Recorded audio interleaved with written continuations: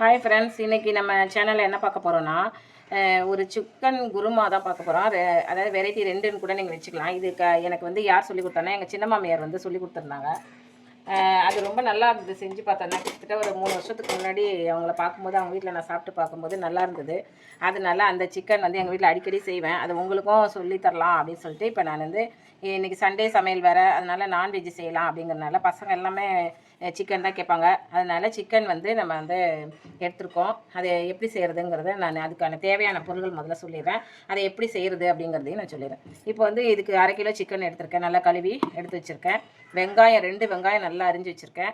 தக்காளி 2 தக்காளி அரிஞ்சு வச்சுருக்கேன். புதினா, கருவேப்பிலை எடுத்திருக்கேன். அடுத்தது வந்து இதை எல்லாமே நம்ம வதக்கி செய்கிறதுனால நம்ம வந்து எல்லாமே அடுப்பில் வச்சு வதக்கிடுறோம். மஞ்சத்தூள், மிளகு, சீரகம், சோம்பு, அப்புறம் பட்டை வகை, தேங்காய் வேணும்னா நீங்கள் போட்டுக்கோங்க. நான் கொஞ்சம் டேஸ்ட்டுக்காக கொஞ்சோண்டு போடுவேன். அதுக்கப்புறம் வந்து கரம் மசாலா தூள், நம்மளுடைய மிளகாத்தூள், குழம்பு மிளகாத்தூள், இஞ்சி பூண்டு பேஸ்ட்டு. இப்போ வந்து தாளிக்க எண்ணெய் வச்சுருக்கோம். இப்போ இது எப்படி நம்ம அடுப்பில் செய்யலாம் அப்படிங்கிறத நம்ம பார்க்கலாம். இப்போ பாத்திரம் வந்து அடுப்பில் வச்சுட்டு, பாத்திரம் ஏன் இப்படி இருக்குன்னு யோசிக்காதீங்க. இது வந்து நேற்று வந்து வெண்ணெய் காய்ச்சினேன். அந்த காய்ச்சின நெய்யோட இதுதான். அதனால் இதுலேயே நம்ம தாளிச்சிக்கலாம். இப்போ இதுக்கு எண்ணெய் தேவையான அளவு, வதக்கிறதுக்கு தகுந்த மாதிரி எண்ணெய் ஊற்றிக்கோங்க. இப்போ வந்து இதில் வந்து நம்ம ஜீரகம் சேர்த்துக்கலாம். ஜீரகம் நல்லா 2 ஸ்பூன் போட்டுக்கோங்க. சோம்பு எல்லாமே வதக்க தான் போகிறோம். 2 ஸ்பூன் சோம்பு, 2 ஸ்பூன் மிளகு. 1/2 கிலோ சிக்கனுக்கு இந்த அளவு போடுங்க.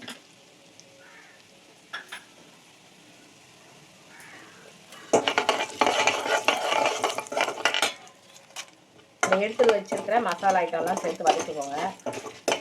அதுக்கப்புறம் தேங்காய், முந்திரி வந்து ஆப்ஷனல் தான், வேணும்னா போட்டுங்க. நான் கொஞ்சம் போடுவேன்.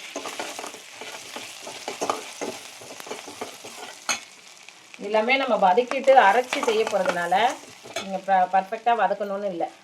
அப்புறம் வதக்கிட்டு நம்ம இது பண்ணுறோம். புதினா, மல்லி அதிலே போட்டுட்டேன். இப்போ இது செய்கிறதும் ஈஸி, ஆனால் ரொம்ப டேஸ்ட்டாக இருக்கும் பாருங்கள்.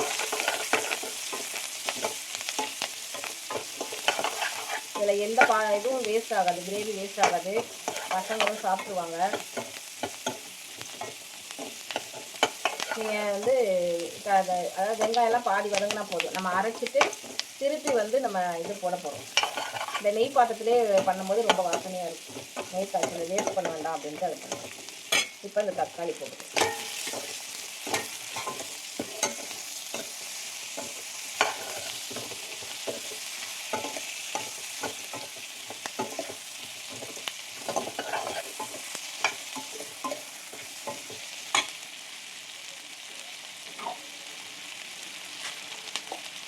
இஞ்சி பூண்டு பேஸ்ட் என்கிட்ட இருக்குது, நான் போடுறேன். இல்லைன்னா நீங்கள் பூண்டு தனியாக, இஞ்சி தனியாக நீங்கள் அரிஞ்சே போட்டு வதக்கிடுங்க.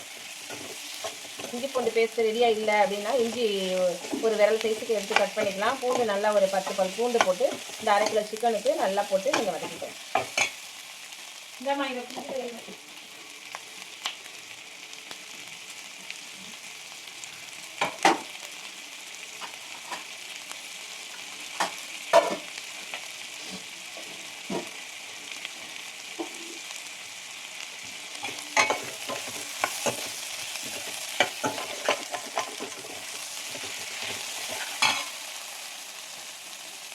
நல்லா மஞ்சள் போட்டுக்கோங்க.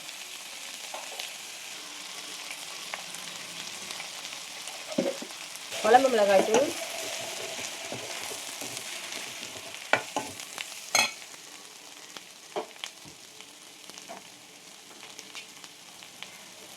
கரம் மசாலா தூள். ஏற்கனவே நம்ம ஸ்பைசஸ்லாம் போட்டிருக்கோம். கொஞ்சம் வாசனைக்கு நம்ம கரம் மசாலா தூள் போடலாம்.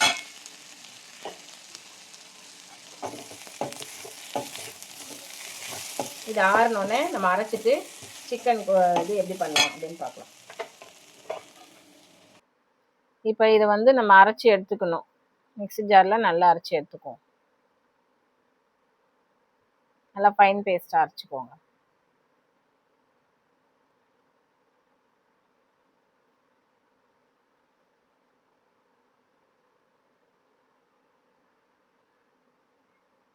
இந்த நெய் பற்றி சொல்லணும். இது வந்து ஒரு 15 நாளுக்கு உர போட்டு எடுத்தது.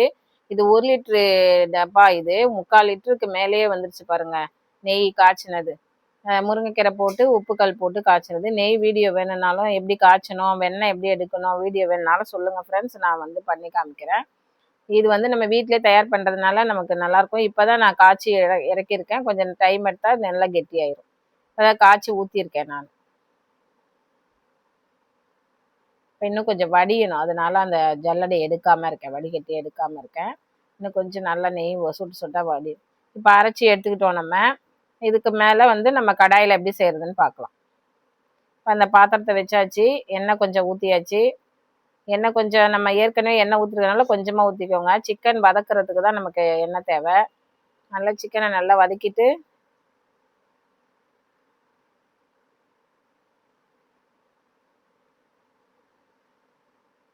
சும்மா தண்ணி விடுற அளவுக்கு கொஞ்சம் தண்ணி இருக்கும் அதில் சிக்கனில். அதனால் அதை சும்மா லைட்டாக எண்ணெயில் வதக்கிட்டு நம்ம வந்து அந்த அரைச்சி வச்ச பேஸ்ட்டை போட்டுக்கலாம்.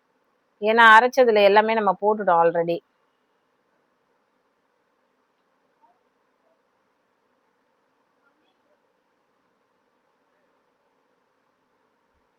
இது வந்து போட்டாச்சு. இப்போ நம்ம நல்லா கிளறி விட்டுட்டு இதை வந்து கொஞ்சம் கழுவி ஜாரில் இருக்கிறதெல்லாம் சுத்தமாக கழுவி போட்டுட்டு இதை வந்து நம்ம மூடி வைக்கலாம். வெந்தப்புறம் நம்ம உப்பு சேர்க்கலாம்.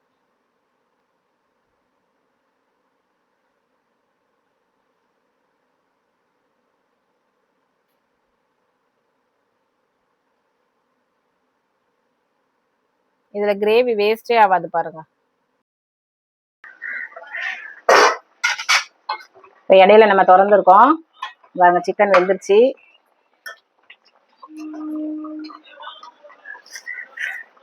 இப்போ இதுக்கு உப்பு தேவையான அளவு நம்ம போட்டுக்கிறோம். எனக்கு கையில் எடுத்து போட்டே பழகிட்டதுனால கை அளவு தான் தெரியும். ஸ்பூனுல போட்டோம்னு வச்சிங்களேன் கொஞ்சம் கூட ஆகிடும்.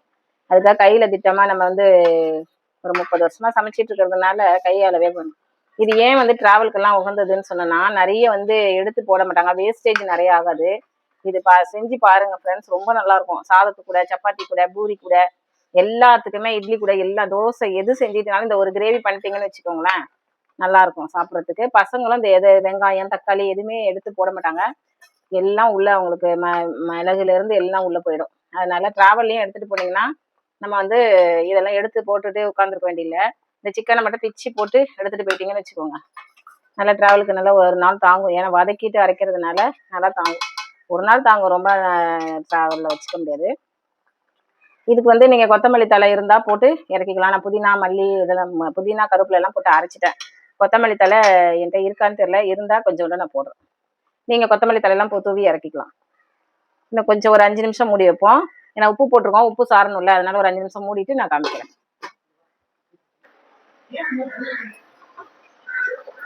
இப்போ என்கிட்ட கொஞ்சம் கருவேப்பிலை மல்லி மட்டும் இருந்தது, போட்டிருக்கேன்.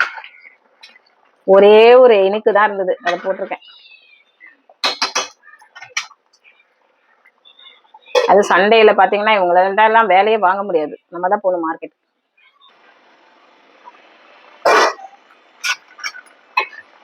இந்த பதத்தில் இறக்கிக்கலாம். நீங்கள் இன்னும் கெட்டியாக வேணும் அப்படின்னு நினச்சிங்கன்னா கெட்டியாக வச்சுக்கலாம். நல்லா சிக்கனும் வெந்துருச்சு பாருங்கள், எதுவும் வேஸ்டேஜ் இல்லை பாருங்க. ஓகே ஃப்ரெண்ட்ஸ், இன்னைக்கு எங்கள் வீட்டில் மார்னிங் சண்டே ஸ்பெஷல் வந்து சிக்கன் குருமா கிரேவி எது வேணாலும் வச்சு சொல்லிக்கலாம். இது சிக்கன்லேயே 2வது டைப் சொல்லி கொடுத்துருக்கேன். செஞ்சு பார்த்துட்டு எப்படி இருக்குன்னு சொல்லுங்கள் ஃப்ரெண்ட்ஸ். தேங்க்யூ.